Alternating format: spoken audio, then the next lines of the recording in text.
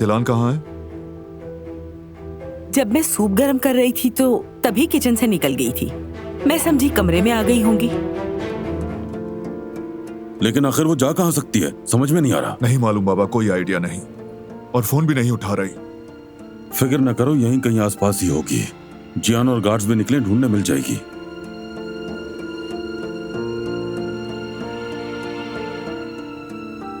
कोई खबर मिली?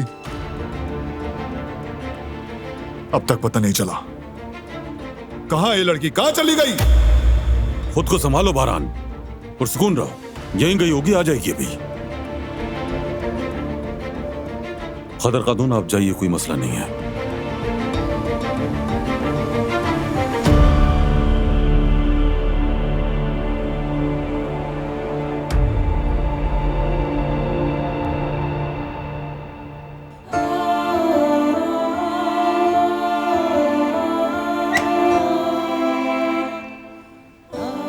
भाभी, जिहान,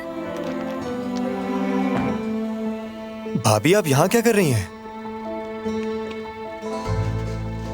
जिहान प्लीज किसी को मत बताना, ठीक है? ये वही जगह है जहाँ सुकून मिलता है। तुमने मुझे देखा ही नहीं, ठीक है? ये नहीं हो सकता भाभी, हम सब आपको ढूंढ रहे हैं। भाई तो मुझे मार डालेंगे।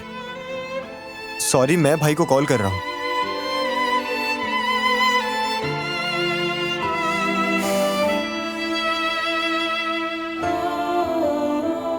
हेलो भाई, भाभी मिल गई हैं, स्टोर रूम में है।